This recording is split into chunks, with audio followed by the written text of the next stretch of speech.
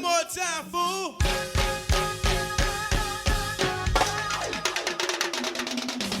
What's an E and the place to be and the DMV and we work. The podcast cool, but they not like us. Talking real DC, so what's up?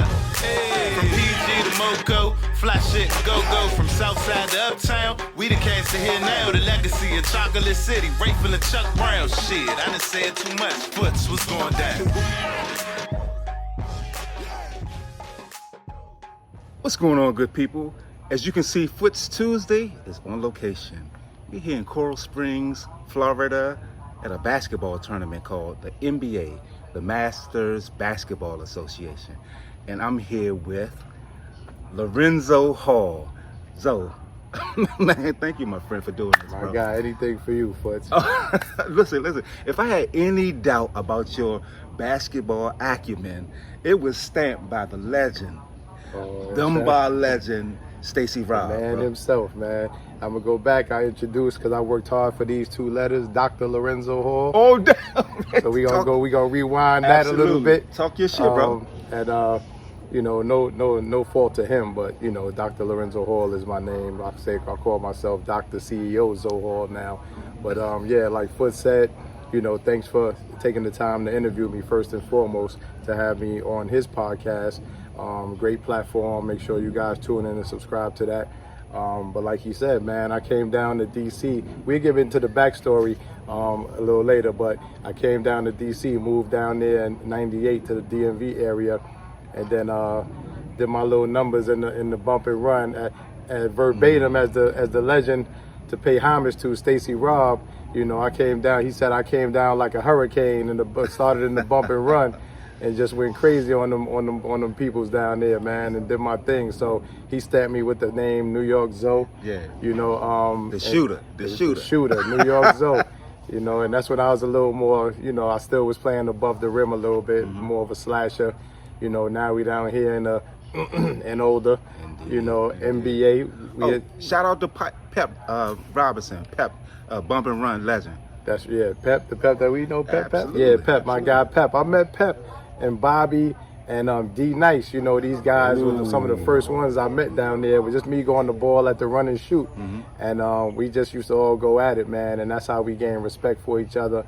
And I was just starting to blend in to the DMV community with these good fellas, man. Not even knowing that they was like those guys out there.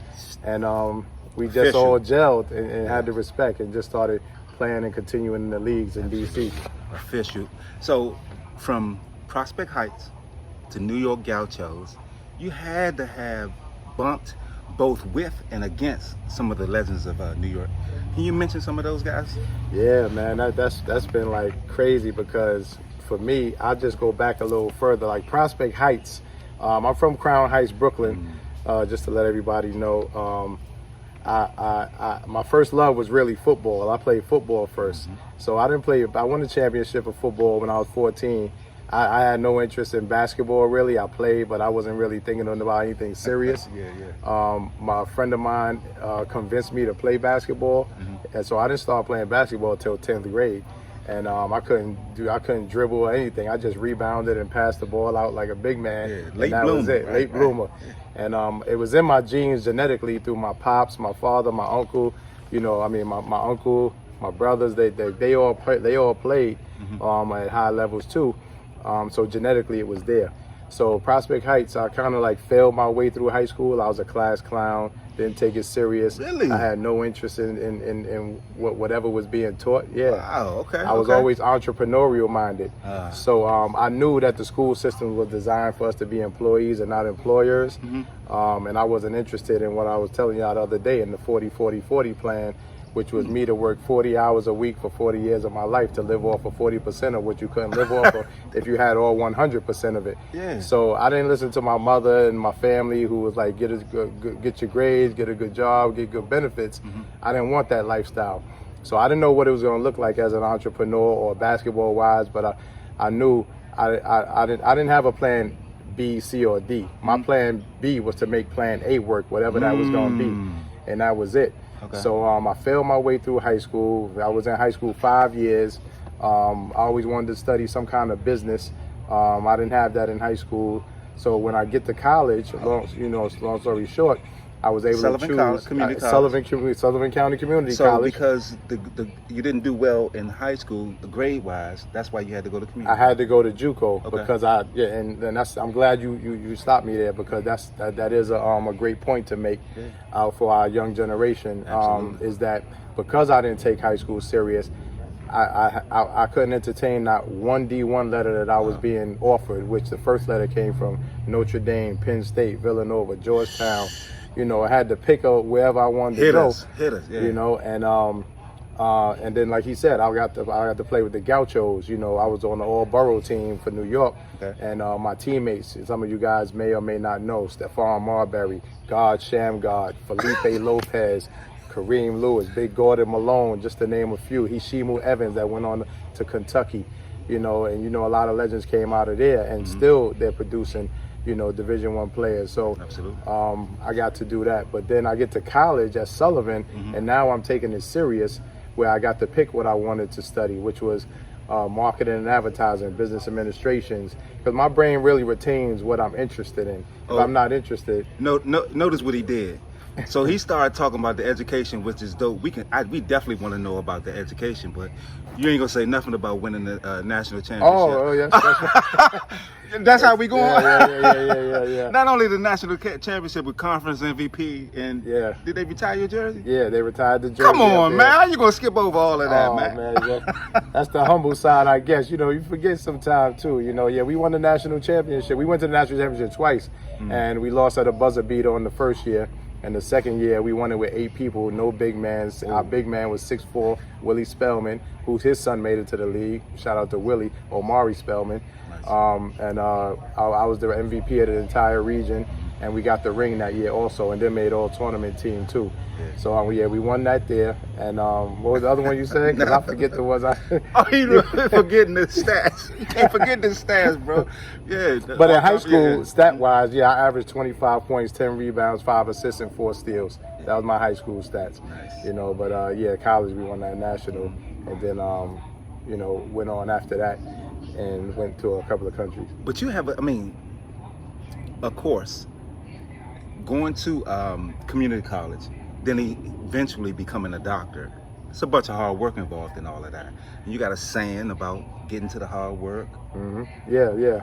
It was a lot that happened. Rise and grind. Yeah, in between, all of that, because a lot of self-work came with all of that. Because the reason I even got to where I am today is from a lot of childhood trauma. I came up in a household that was drugs and alcohol, which taught me exactly who not to become. Right. Meaning this is why I never touched a drug or had any alcohol in my life, seeing what it did to the family, and I wanted to be the one to break that generational curse. And do something different and accomplish things that's different. By not listening to my mother tell me to get jobs and stuff, and she didn't even want to work. She got me going to the store buying cigarettes with food stamps and things like that. And so I didn't listen to her. If I would have listened to her and anybody else that wanted me to just get a job, I wouldn't be in the position I'm in now. Yes, indeed. Becoming an entrepreneur that I am. So I actually started my entertainment company in 2006 called Street Roots Entertainment, which specialized in special event production and talent management. And I was blessed enough to work with guys like Jamal Willard, who played Biggie and Notorious. I was able to facilitate that role for him and bring him to the table for that. We grew up together, a few reality show stars, and then I was the Northeast Region event coordinator for the James Brown Family Children Foundation. But I started by doing weekly parties, celebrity charity basketball games, and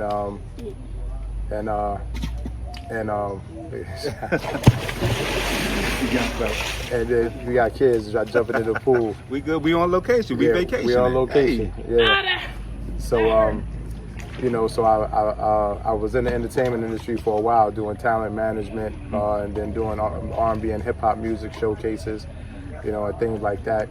And I'm just finding my way through, because I didn't know what my niche was gonna be. I started an entertainment company not knowing what it was gonna specialize in.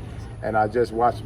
I learned a lot from observing, and trial and error and hands-on and listening to people. And I was rich in my resources, so me having the celebrity network or people that's doing big things, I learned from them, and they introduced me to people who was doing things that I was interested in, where I can learn, you know, how to do what I wanted to do to get where I wanted to be. Nice. So that's how I flourished in that, and just took it and applied those things, those jewels and those nuggets to my journey, and kept it going like that. So Yeah. the good thing, what I really wanted to touch on is I wanted to get back to the educational portion of it, the hard work that had to come along with having a layover, so to speak, at the junior college level, and then you don't become a doctor without that hard work. Right. So I wanted to get into that as well. Also, go ahead and do that, but I want to talk about the branches of like, I think a lot of times we get so stuck in going in a particular direction, not understanding that there's limbs off of that tree, which is whatever that base is. For me, that base was poetry, maybe for you, the base was, I got it. Yeah.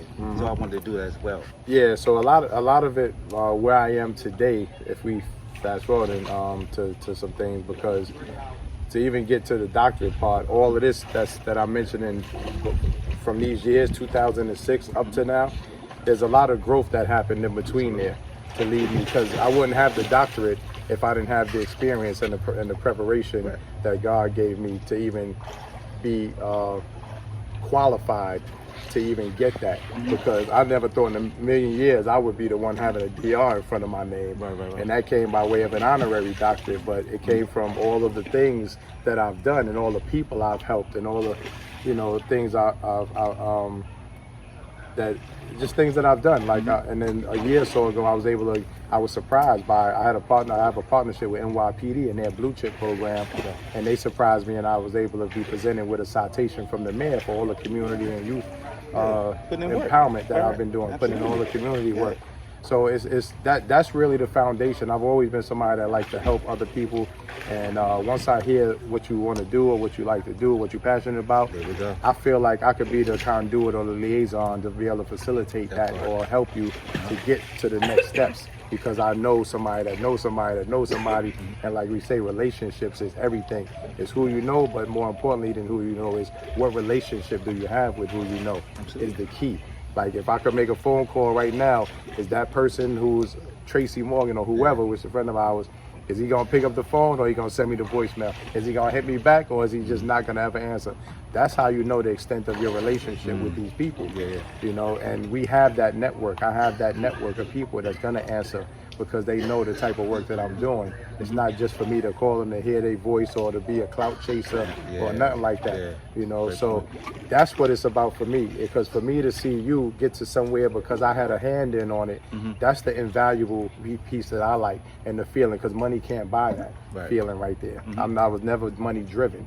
So the power for me comes in my network and the resources that I have. So, and how we utilize that to help others.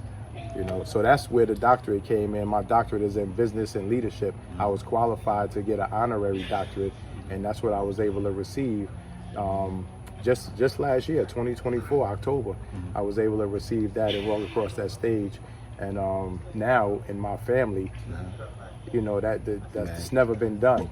You know, and to have it to still be the type of role model that I want to be for my kids and my son, who's doing phenomenal as well.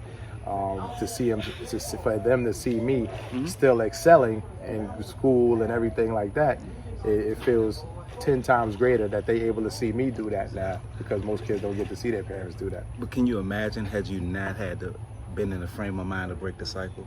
Right. You know. Right. Being in that, having that mindset, I could have been followed any other suit, but I was never a follower. Like, I was always a unique person that liked to do the opposite of what somebody else doing. But if I see something that's not good for you or that's not right for you, my words that I say to people is, I think people live different if they thought this way.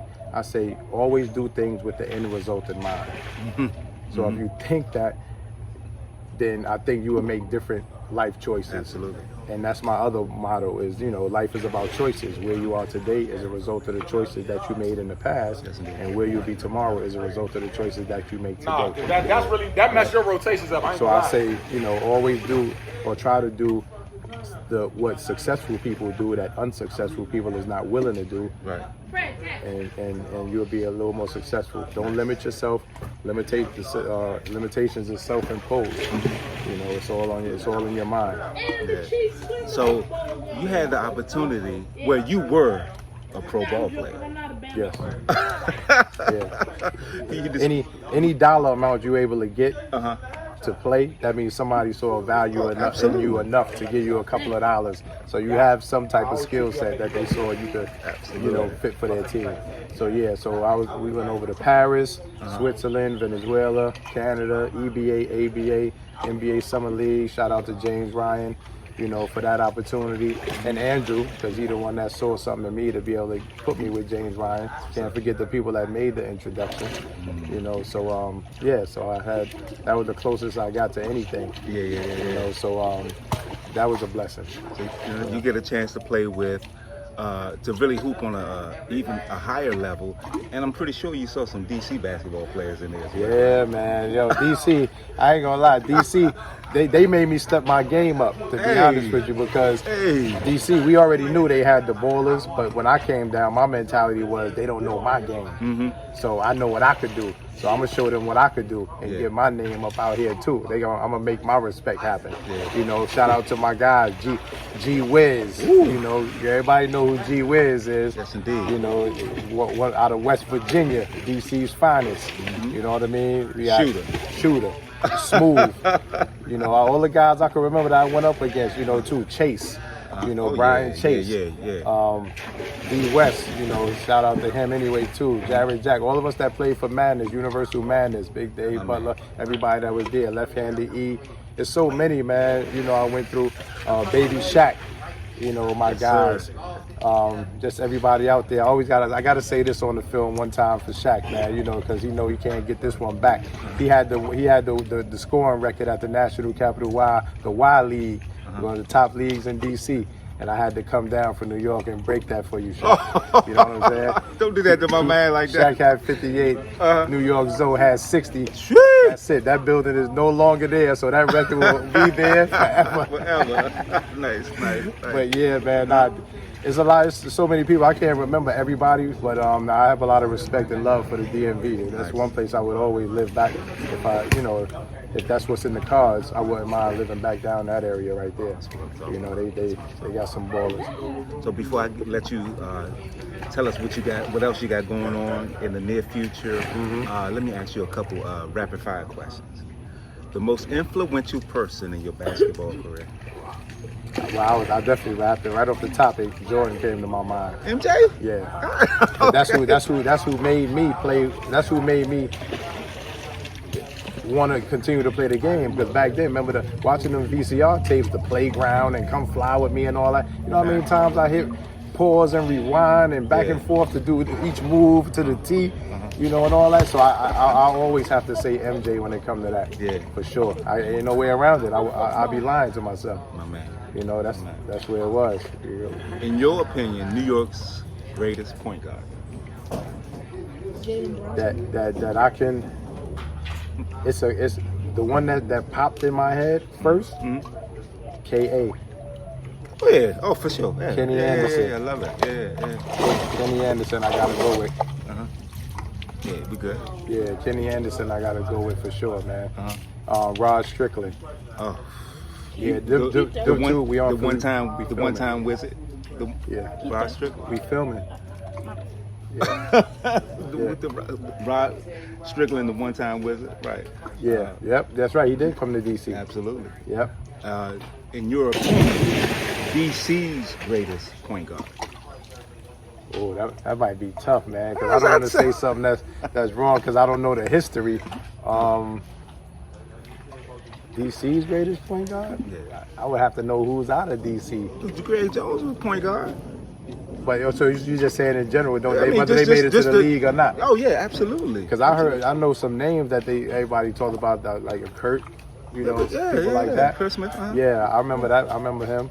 You know, so I mean, I know I haven't seen him that much. Yeah. But in your travels. in my travels, yeah, G Jones and them. But it was another guy I used to play against down there too. Who was it, man? I don't know if he would be considered a great, but I think that was in the Kenner too. It's hard to say. I don't want to say it, mess nothing up. Okay. That's a sensitive one for people. You know what I mean? Yeah. Because that New York DC rivalry, man. It's mean, boy. Yeah. So. So like you said, the other things that I have going on too, like right now in New York, T3i Sports is that's my baby. You know, Street Roots Entertainment. I have a Chocolate Up comedy series.